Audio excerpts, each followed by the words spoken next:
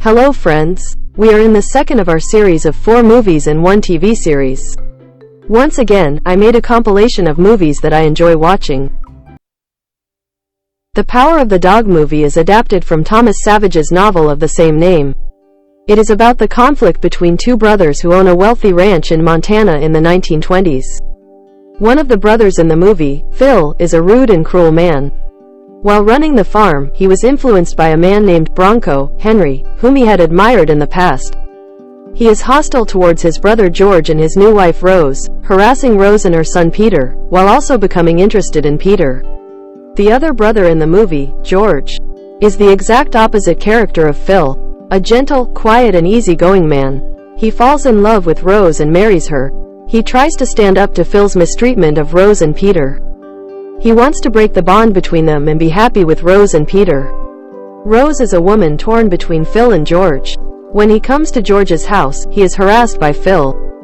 She worries that he will harm her and her son. Peter hates Phil, but he is also intrigued by him. He wants to find his weak spot, because he is afraid that he will harm himself and his mother. It seemed very interesting to me that they cared about human relations, were interested in art and even played tennis in a Western movie. In fact, most of those who immigrated to America came from Europe, and it was only natural that they brought their habits with them. This movie is a book adaptation. The transitions felt disjointed to me. Unfortunately, book adaptations have the problem of not being able to fully explain the story due to time constraints. I think this type of book adaptation can only come closer to the book and be more successful if it is in the miniseries style. The movie is beautiful and unusual for its genre. I advise.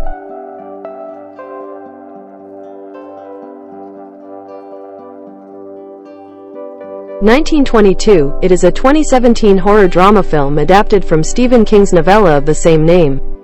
Wilfred, who earned his living as a farmer in those years, has a conflict with his wife Arlette, who is not used to farm life and wants to return to the city, and they are on the verge of divorce. However, if they divorce, Wilfred will lose his wife's assets. He needs to find a solution to this urgently. He is trying to get his son Henry to share in this solution and convince him.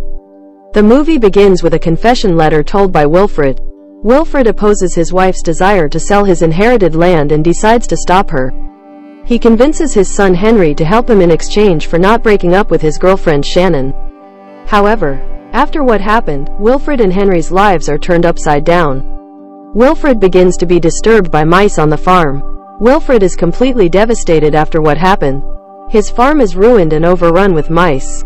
It is a film that impressively reflects the psychological tension experienced by the characters while dealing with themes such as crime, punishment, regret and madness. It is about the remorse experienced by Wilfred James and its consequences. The pace is a bit slow compared to classic Stephen King movies. It shows how far a person can go because of his ambitions. He explains well how the fear of being caught, regret, and unanswered questions play tricks on the human mind. Although it progresses calmly, it is a fluent film that leaves us in suspense. A production that will be remembered. I recommend you watch it.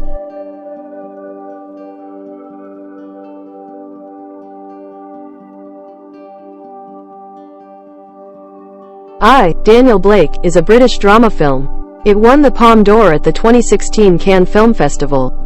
The film tells the story of 59-year-old carpenter Daniel Blake. Having to take a break from work due to a heart condition, Blake enters a bureaucratic process to apply for unemployment benefits. In the process, Blake and his family face the difficulties of the welfare system in England. While the film focuses on the social assistance system and unemployment in England, it also deals with themes such as humanity, solidarity and hope. I remember feeling hopeless when I watched the movie.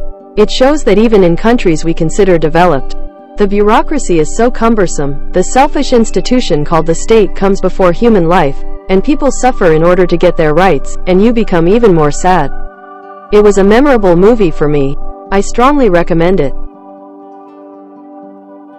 The Devil All the Time. The film is a psychological thriller that takes us to the dark and mysterious world of America after World War II.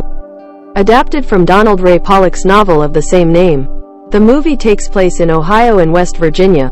Former soldier Willard Russell, who was tortured in the massacre in the South Pacific, lost his wife Charlotte and feels guilty for not being able to save her. Carl and Sandy Henderson, a serial killer couple, are constantly on the road looking for models. They take photos of them and then kill them. Priest Roy and his physically disabled assistant, Theodore, are on the run because of the crime they committed. In the middle of all this is Arvin Eugene Russell. Even though he is a good person, he becomes violent over time. In the film, we watch the stories of characters who seem independent from each other but are somehow connected to each other. While the film deals with issues such as the dark sides of people, poverty, moral collapse, violence, religion and social changes in post-war America, it also offers a story that will excite, intrigue and surprise us. It is a truly beautiful film that impressed me and has a place in my memory. Watch it, I recommend it.